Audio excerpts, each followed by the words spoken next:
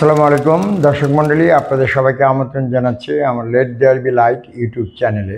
আজকে আমরা আলোচনা করব শহীদ প্রেসিডেন্ট জিয়া রহমানের হত্যাকাণ্ডের সাথে জড়িত বা আসামি মেজর মুজাফফর, যাকে গ্রেপ্তার করা হয়েছে গত 15ই জুলাই 45 বছর পর, যেটা নিয়ে বিভিন্ন মিডিয়া বা সোশ্যাল মিডিয়ায় বিরাট তোলপাড় হচ্ছে। বিভিন্ন রেফারেন্সে বিভিন্ন কথা আছে। এবারে দেখেছি he was the first man to fire, আবার অনেকে তাকেই মূল ঘাতক বলছেন। তো আমরা আসলে ঘটনাটা একটু দেখি সে কি হয়েছিল। মেজর মুজাফফর রক্ষী বাহিনী থেকে বাংলাদেশ সেনাবাহিনীতে আসা অফিসার। মেজর মুজাফফর এবং লেফটেন্যান্ট মুসলিউদ্দিন, তারা ছিলেন প্রথম দুই ব্যক্তি যারা প্রেসিডেন্টের দরজার কাছে গিয়েছেন এবং শোনা যায় যে প্রেসিডেন্ট নিজেই দরজা খুলে বাইরে এসেছেন। লেফটেন্যান্ট মুসলিউদ্দিন শহীদ প্রেসিডেন্ট জিয়া রহমানকে আশ্বস্ত করছিলেন যে ভয়ের কিছু নেই, এবং মেজর মুজাফফর শিবারিং বা কাঁপছিলেন। এই সময়ে লেফটেন্যান্ট কর্নেল মতি এসে প্রথমে জিয়া রহমানকে ফায়ার করেন, উনি পড়ে যান। তারপরে উনি আবার তার মুখের উপর ব্রাশ ফায়ার করেন, ট্রিগার টেনে একদম ম্যাগাজিন খালি করে দেয়। তার পোস্টমর্টমের সময় সিএমএইচে 28টি গুলি পাওয়া যায়। এই সময়ে লেফটেন্যান্ট মুসলিউদ্দিন এবং মেজর মুজাফফর, তার মধ্যে কথাবার্তা হচ্ছে। মুজাফফর বলছেন যে তিনি জানতেন না যে প্রেসিডেন্টকে হত্যা করা হবে, তাকে বন্দি করে নিয়ে যাওয়া হবে, এরকম একটি কথা আছে।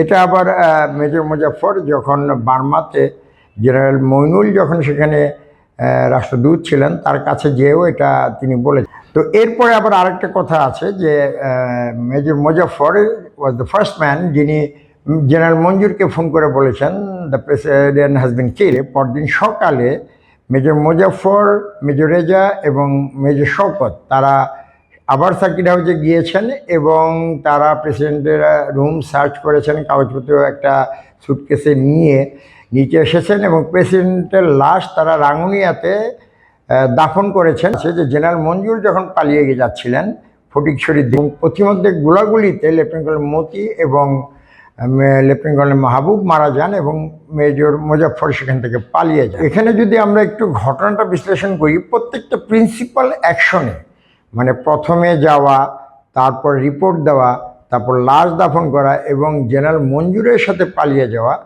প্রত্যেকটাতে কিন্তু এই প্রধান বা গুরুত্বপূর্ণ ঘটনাগুলোতে মেজর মুজাফফরকে দেখা যাচ্ছে। সো তিনি কাঁপছিলেন বা তিনি জানতেন না যে তাকে প্রেসিডেন্টকে হত্যা করা হবে। এই ব্যাপারগুলো পরে আসলে ডিটেল বিচার হলে হয়তো আসতো কোনটা সত্য, বাট এই যে সিকোয়েন্স অফ ইভেন্টস, এতে major Muzaffar is very well part of this operation এবং সে এটাতে দোষ।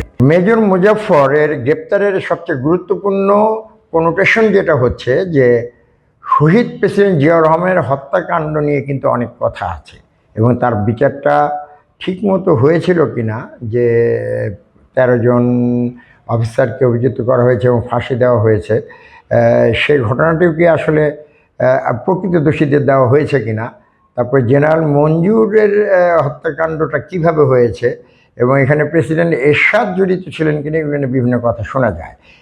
এবং যে ঘটনাটাকে বলা হয়েছে যে জেনারেল মঞ্জুর তার স্টাফ কলেজে পোস্টিং নিয়ে খুব ক্ষুব্ধ ছিলেন, এই কারণে এই হত্যাকাণ্ড হয়েছে, এটা এত হালকা ঘটনা হিসাবে বা এত একটা এই সামান্য একটা ইভেন্টের পরিণতি হিসাবে কিন্তু বিবেচনা করলে ভুল হবে।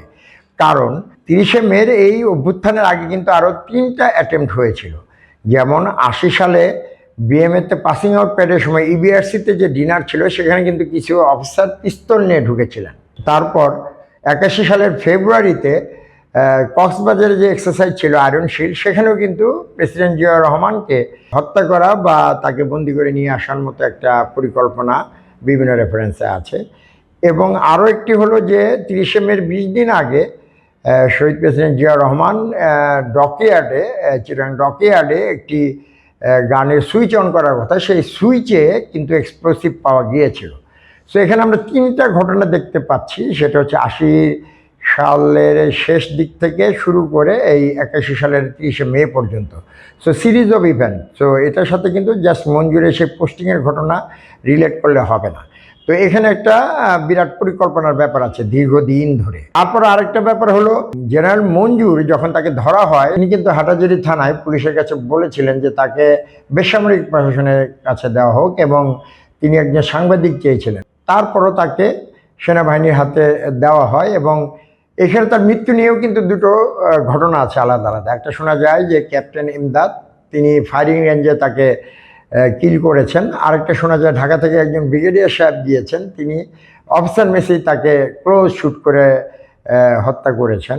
আবার প্রেসিডেন্ট এরশাদ তার ইনভলভমেন্ট নিয়ে যে কথাগুলো আসে, লেফটেন্যান্ট কর্নেল মতি উনি ঢাকায় এসেছিলেন কয়েকদিন আগে একটা ফরেন কোর্স ইন্টারভিউ, তখন উনি জেনারেল এরশাদের সাথে দেখা করেন এবং প্রেসিডেন্ট জিয়াউর রহমানের পিএস লেফটেন্যান্ট কর্নেল মাহফুজের সাথে উনি দীর্ঘ সময় কথা বলেন এবং পরবর্তীতে এরশাদ চিটাগাংয়ে মাত্র 4 দিন আগে যে জেনারেল মঞ্জুরের সাথে দেখা করেন এবং লেফটেন্যান্ট কর্নেল মতির সাথে দীর্ঘক্ষণ কথা বলেন, 2 ঘন্টার কথা লেখা আছে।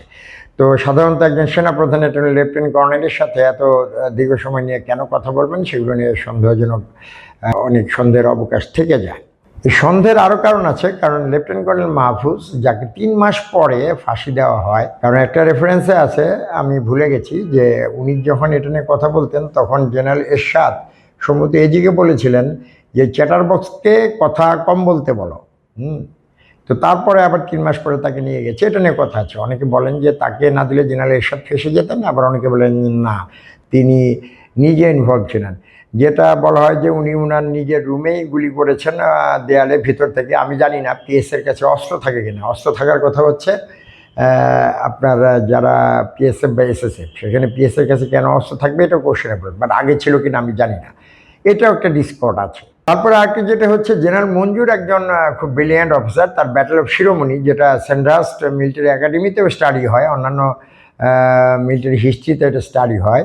তার মতো একজন অফিসার, ট্যালেন্ট অফিসার, চিটাগাংয়ে অভ্যুত্থান করে পুরো ক্ষমতা দখল করা এবং রাষ্ট্রীয় ক্ষমতার পরিবর্তন করার মতো এত কাঁচা প্ল্যান তিনি করার কথা না। আবার এই শোনা যায় যে মুজাফফর এবং অনেকে বলেছেন যে বন্দি করে নিয়ে আসা, তাহলে লেফটেন্যান্ট কর্নেল মতি কেন যে ব্রাশ ফায়ারটা করলেন, এগুলোও কিন্তু মানে খুব সন্দেহের অবকাশ রাখে। মেজর মুজাফফর যদি কোনো স্পেসিফিক সুনির্দিষ্ট তথ্য দিতে পারেন বা তার কাছ থেকে যদি কোনো তথ্য পাওয়া যায় আসলে পরিকল্পনাটা কিভাবে হয়েছিল, যেটা বললাম 6 মাস ধরে বিভিন্ন ইভেন্ট দেখা যায়, ওই সময়ে কারা কারা পোস্টেড ছিল তারা এখনও আছে কিনা, এবং জেনারেল এরশাদ বা অন্য কেউ এটার সাথে জড়িত ছিল কিনা, পার্শ্ববর্তী দেশের কথা শোনা যায় সেখানে কোনো ইনভলভমেন্ট ছিল কিনা, রাজনৈতিক এন্টিটি এটার সাথে জড়িত কিনা, সব কিছুই কিন্তু উনি হচ্ছে এই মিসিং লিঙ্কটা পরিপূর্ণ করতে পারেন। কারণ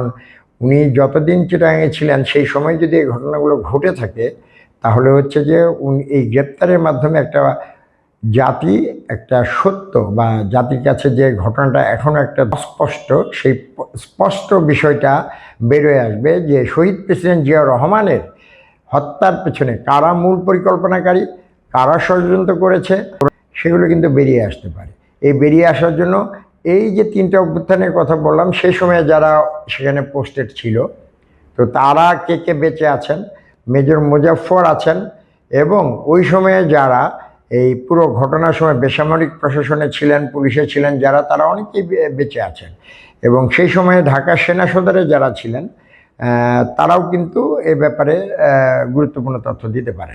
আমি যেটা বলবো, শহীদ প্রেসিডেন্ট জিয়াউর রহমান এ দেশের অবিসংবাদিত নেতা। তার এই হত্যাকাণ্ডের ভিতর দিয়ে জাতি যে ক্ষতিগ্রস্ত হয়েছে সেটা আমরা যারা তার অবদান এবং এই দেশে তার নেতৃত্ব নিয়ে যারা পড়াশোনা করেন তারা এটা বুঝেন যে উনি থাকলে দেশ আজকে কোথায় যেত বা ওনার অবদানটা কি এই দেশের জন্য। তো তার মতো এই মহৎ নেতার এই মর্মান্তিক মৃত্যু, এটা কিন্তু অনেকে মেনে নিতে পারে না, এর পেছনের সত্যটা জানা উচিত। ধন্যবাদ।